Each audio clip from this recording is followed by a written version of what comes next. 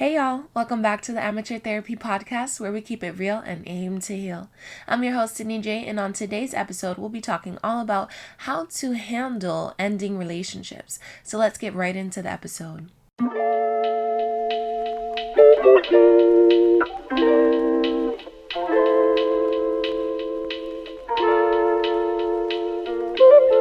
Hello! Oh my gosh, it's been a little bit since I've been trying to record.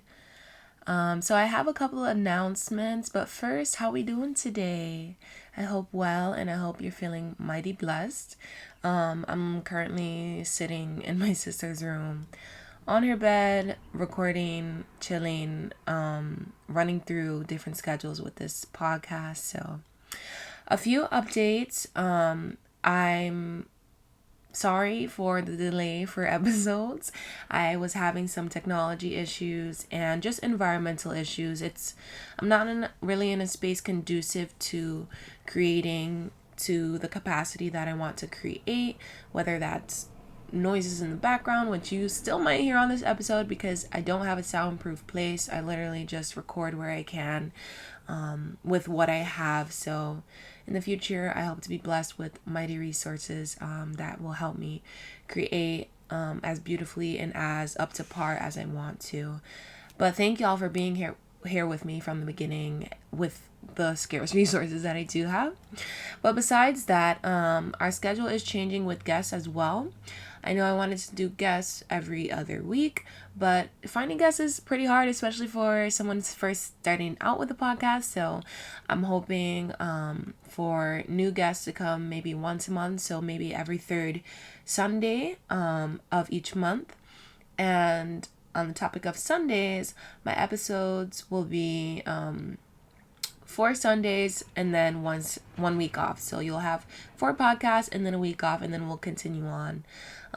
So hopefully y'all don't get tired of me. I don't get burnt out from the podcast. And yeah, but anyways, I think that's it for the announcements. So yeah, I know you heard in the intro, we're going to be talking about some strategies for ending relationships. So this episode's going to be called Embracing Endings versus Relationship Recovery. I know that coming to terms with an ending relationship, whether it's a friendship or a romantic relationship or a coworker bond, whatever, it can really be tough. But this is something that we all go through. Sometimes the end is quick and painful. Sometimes it just fizzes out with time, and other times it's just like an awkward lingering of not really knowing where the relationship stands or where it's headed, but you also don't want to let it go because there's not really a clear-cut issue. So today we're going to talk all about that, and I'm really just going to give you 2 strategies for handling an ending relationship. And just for the sake of this conversation, the term relationship really just refers to any connection between 2 people. So it can be a friendship, like I said, a coworker bond, a romantic relationship, family members, any connection that you can say there is a relationship between the 2 of you. So when you begin to feel your relationship coming to an end, or if you start to feel a strain on a relationship, it's usually either because the relationship has served its time and purpose, or because the relationship is not being maintained by one or both parties. I find that sometimes those are the hardest relationships to let go of because usually there were no hard feelings or love lost. It's just that, you outgrew one another.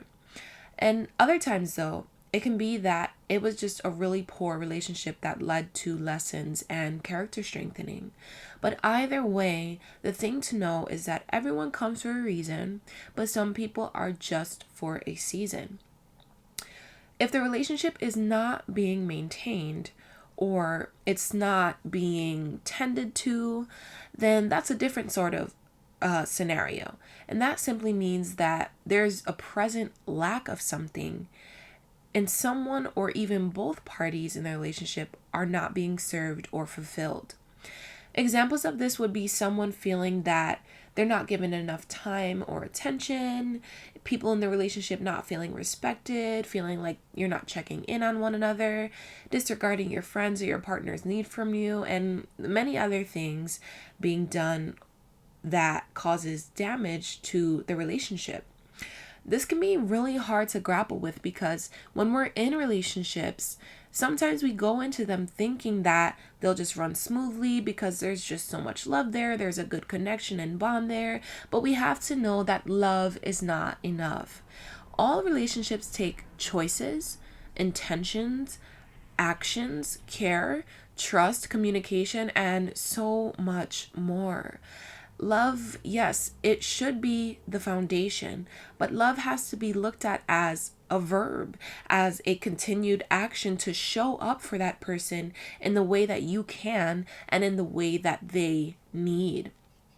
So, what can we do when we're in these situations where we're thinking, well, this really isn't working anymore? Well, number one, you can embrace the ending, or number two, you can try to recover the relationship. So let's start with embracing the ending.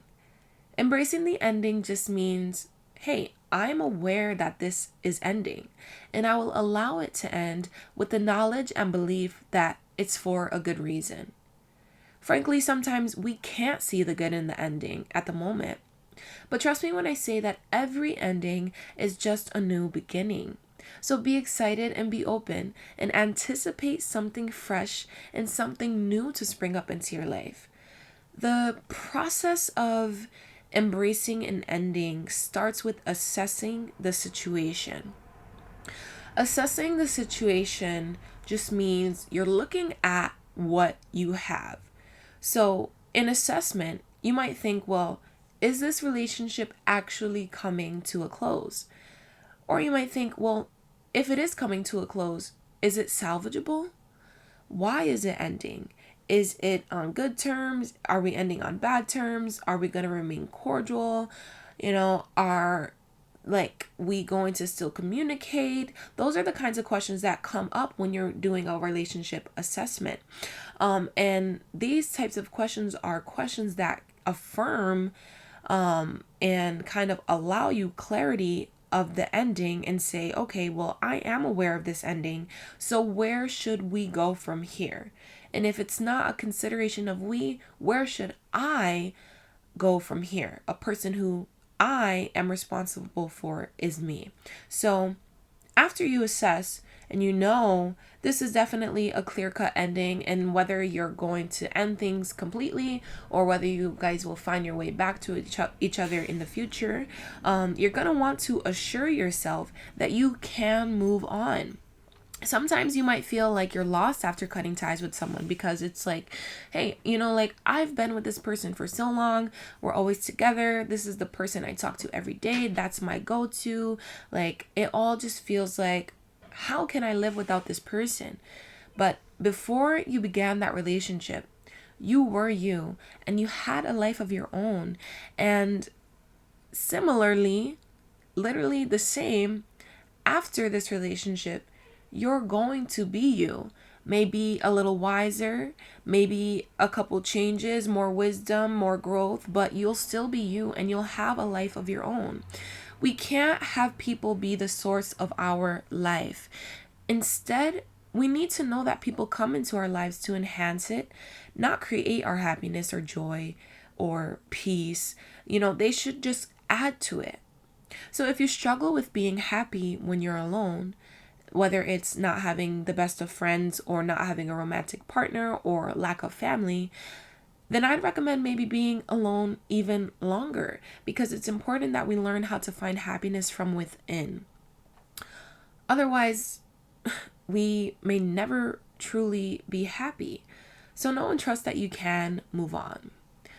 So next, after you have assessed the situation and assured yourself that you can move on, take a pause. Pause on what went on in the relationship that caused the ending. Don't dwell on it, just pause and reflect and think what happened or didn't happen enough to cause this relationship to fizz out. When we do this, it can bring clarity about our actions and intentions and the other person's actions and purpose in the relationship, and that might be helpful in us moving on. An example of a pause and reflect would be something like this.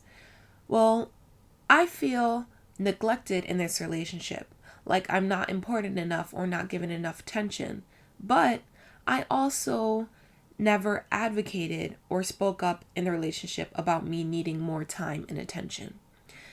When you pause and reflect, you always want to acknowledge both parties' actions and always bring the responsibility back to you. That's shown in this example by saying, well, my person was not giving me the attention I needed, but I also did not speak up about not feeling cared for or tended to. So at the end of the day, I'm responsible for not communicating that. You are not responsible for, even if you did communicate, hey, I need more time together. I need to talk to you more. I need more attention. If you advocated for yourself in that way and they still did not produce results that you were expecting or needed, then that is on them and that is not on you. So don't ever feel bad about someone else's lack of actions or lack of ability to provide the things that you need and the lack of fulfilling your love languages or anything, because that just might not be the person for you, or it might not be the time for you to be with that person or friend, or still keep in ties with that family member. Okay, so just know that you're responsible for communicating that. And in a relationship, we can't always assume that our friend or our partner is a mind reader 100% of the time, because the communication of your needs is pivotal to growing and maintaining a relationship. So let me give you guys another example. Let's say it's a friendship and your friend always gossips about, well, let me put it in my life. Okay, my friend always gossips about me behind my back and I don't feel like I deserve that. In this example, my friend is being a gossip, which is wrong towards me, but I claim that I don't deserve that type of behavior or treatment, which has everything to do with me and how I view myself and my self-worth and what I want in a relationship. It has nothing to do with them. In this example, I'm responsible again for taking care of myself. And in order to do that, I chose to end the friendship. I hope that makes sense and is clear. So now, with embracing this ending, you've assessed it, you've assured that you can move on, you did a pause and reflect. So now what you need to do is act. And that's an acronym for address it, communicate, and trust the process. When you act, ACT, you allow yourself the cleanest exit from a relationship. Now, I understand that this isn't feasible for some relationships, like maybe someone who's in an abusive or toxic relationship. So just filter this suggestion and apply this practice where you see fit. So the A in ACT is for address it. Address it by going to the person and saying, this isn't working out. Or, hey, can we talk about us? That sets you up to C, communicate. When you communicate, make sure that you're clear on what it is you feel and perceive and what next steps you want to take in the relationship. One example for communicating in an ending romantic relationship would be saying, listen, the best thing for me and for the sake of us is to end things. I want us to respect one another and always remember the growth and love we shared. But in order for me to move on, I really need to delete all social media posts of us, or maybe unfollow you or block you, whatever I need to do so that I can take this time to really heal and embrace new things. Long, extensive example, but that's a thorough way to communicate what the problem is. It demonstrates what you want. It demonstrates what you hope for out of the two of you or for yourself. And it addresses next steps for moving on. The most common saying about relationships, right, is that communication is key, but we often face barriers or lacking communication in relationships, which can really cause our relationships to falter. So I hope that in remembering to act, communication come easier even before an ending happens, and hopefully it'll save you from an unnecessary ending. So the last thing in the act is to trust the process. Trusting the process is knowing that you went through this for a reason, and that now that this chapter has come to a close, you're on a track for new beginnings. It can be tough to stay, but your story must go on. Your story is still being written, and you hold the pen, y'all. So remember, assess, assure, and act. So that was number 1, embracing the ending. Now for method number 2, recovering the relationship. Recovering the relationship, I find that this one can be really difficult, but it's only because we can be stubborn beings. We're used to having patterns and we crave consistency, and we often resist change, but we can't do that when it comes to recovering the relationship. Let's say that there's been some sort of damage being done in a relationship of yours. Maybe someone lied to you, or they insulted you, or the trust was broken, or your friends leave you out of plans and make you feel like a second-class citizen. So you're really starting to feel like a second-class citizen in the relationship. Well, that can really leave someone wanting to end things, but also maybe craving to heal things or wishing that things were how they used to be. Maybe at the beginning of the relationship, the puppy love stages, whether that was, friends, family, romantic partner, whatever. But let me tell you that after damage is done, things will never go back to 100% how they used to be. And that's what makes it harder to rekindle things. But what if I told you that the way to overcome that is to stop trying to get things to be how they used to be? Instead, with all the lessons and forgiveness exchanged, you need to create something new, a more mature, a smarter, a more caring and attentive relationship. Because if things were to go back to how they were, you'd only end up hurt again, So how do we start relationship recovery? Well, first things first, you have to acknowledge that the damage is being done. Address it with your person. Address it, but only speak for yourself, not for them, because, then it will begin to feel like an accusation or an attack rather than a genuine concern for the relationship. One example of addressing a problem would look like this. Let's say your person lied to you. I'd address it by saying, I need to talk to you about the lack of trust in our relationship. After learning that you weren't truthful about blah, blah, blah, whatever, X, Y, and Z, it's been difficult for me to be vulnerable with you. And that's something I need to be in order to feel completely and fully committed to this friendship. Can we talk about this? So no matter their response, you did the right thing. And maybe it might not be as staged and thought out as that. But hit the key points. Hey, I need to talk to you about whatever it is.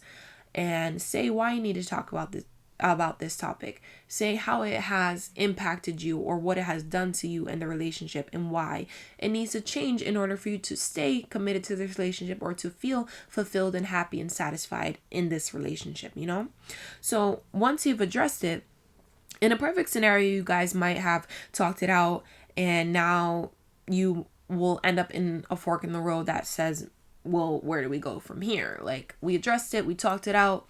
Did we talk it out and now we're on the road to recovery, or did we talk it out and we're on the road to embracing the ending, right? But in this scenario, we're on the road to recovery.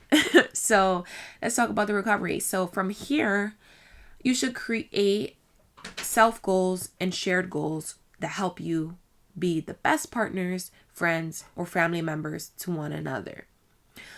So a self goal can be something like, okay, well, I haven't been the best at making time to check in for you or check in with us. So maybe every Friday night at 9, we can have a weekly call where we catch up. And a shared goal can be something like, all right, we haven't been bonding as much, so let's find an activity we can do together to grow our bond. Maybe we can do a dance class. Maybe we can go exercise together 5 times a week. Something that will create a space for you guys to bond. So there we have a self goal, which has to do with you and repairing your wrongdoings or applying yourself more to the relationship. And then we have a shared goal, which holds both of you guys accountable and holds both of you guys to a goal that will help you grow in your relationship and move you into a better direction for that relationship. So I hope that's clear. Creating self goals and share goals, ultimately what they do is set you up for intentional growth and repair in the relationship. So let me give you guys another example. Let's say that one issue was that you felt like an afterthought by your friend. And I felt like this before and I've addressed it, but sometimes people aren't responsive to it. They kind of just say, oh, you're just overly sensitive, but you don't have to receive that. If you are a person who needs time and attention and you enjoy sharing time and activities with people you care about, then that says everything about your personality, and that's okay. So if these people don't match your personality or they don't correlate to the things that you need, that's okay. They might not be the type of person that can serve that purpose in your life, but whoever you believe in, whoever you're around, will provide, and who you are will attract the right people into your life. So don't stress it out. It's only for a certain period of time. So just focus on yourself and your needs and what you can provide for other people, because the world is not all about us. We don't live in a world that is here to only please us. We're here to exchange. So remember, it's not all about you all the time. It's about all of us jointly together in unity and harmony, okay? But sorry for going off a little tidbit. But anyways, your friend has been making you feel like an afterthought, right? But you've addressed it and you want to move forward with it. Well, now your friend can either agree to consider you more now that they know your need, or you guys can figure something else out that can help create maybe a compromise, a mutual agreement that will make you both happy in the relationship. And I know it's really a hard, say if the person was like, okay, well now I'll make more time for you. It can be hard to accept that behavior after you had to bring it up because it kind of feels fake, like you're only doing this because I had to say something about it and not because you actually want to. But get that lie out of your head immediately, because I promise you, and I don't make promises, but I promise you, no one is going to do something that they don't want to and really keep up the act just to maintain an act to seem like they care about you. Eventually, if it's not true-hearted and it's not good intended, like there's no good intentions behind that action will soon fade away and the real person will represent itself again. So if you notice that they're not genuine in their approach, then maybe it's time to reconsider the relationship and say, well, maybe this isn't a relationship that serves me or that serves them in the capacity that they need. And it's okay. It's all right to end things. We just talked about embracing endings. It's okay. New beginnings, fresh starts, new lessons, new opportunities, okay? It can be a beautiful thing. We just have to have the perspective for it. But at the same time, we have to know that people don't always know that you need as much attention or want to hang out as much. Because like I said, people are not always mind readers. And it even happens with people who are really deeply and intimately connected and have deep soul connections. Sometimes even people in those relationships need reminders of each other's needs. That's part of communication. So when you take the time to try to understand why people aren't treating you the best, you'll start being more empathetic.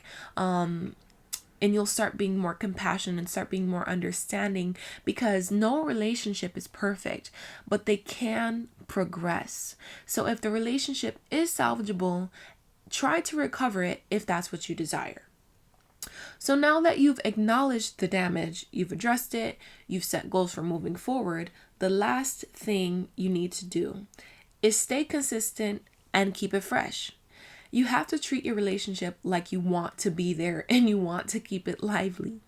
Consistency assures that you and your person will be fulfilled, and that freshness of the relationship will keep things fun, and it'll allow for adaptation to changes as you grow together and as you grow as an individual. Consistency only allows for growth in trust and communication. And ultimately, it creates a safe space where people know that they are loved and cared for. If the relationship means something to you and is one that you want to keep in your life, treat it like a garden. Maintain it, water it, watch it grow. And you have to do these things consistently to ensure that your garden stays beautiful and healthy, just like your relationship. So with that being said, whether you decided to cut ties with anyone, or whether you decided to renew and recover your relationship with someone, newness, new beginnings, fresh starts all come from endings. So just embrace them, face them head on, and look forward to great things that may come from them. So I just want to do a recap. We may have breezed a little bit through the recovery, but it's really simple. I'm not trying to make any of these lessons or these practices hard for anyone. They're really, really simple things that will bring significant growth and positivity into your life and into your relationships. So if you're ending a relationship, embrace that ending. Assess it, assure yourself you can move on, communicate, act, be clear. If you're recovering your relationship, address the problem, communicate what's going on, figure out goals for next steps, figure out your self goals, figure out your shared goals, and then go from there. Remember to be empathetic and communicate in your relationships, because we can't always know what our partner needs. We need to continue to have clear, intentional communication. And finally, I'm just very thankful that you all were here to tune in, and thank you for bearing with me for all the changes, for the delay in the episodes. So yeah, ultimately, just thank you so much for tuning in to the Amateur Therapy Podcast. And if you've listened all the way to the end, I love you so hard. I'll be back on Sunday at 5 p.m. Eastern with some more Amateur Therapy podcasts. Remember to keep it real and aim to heal.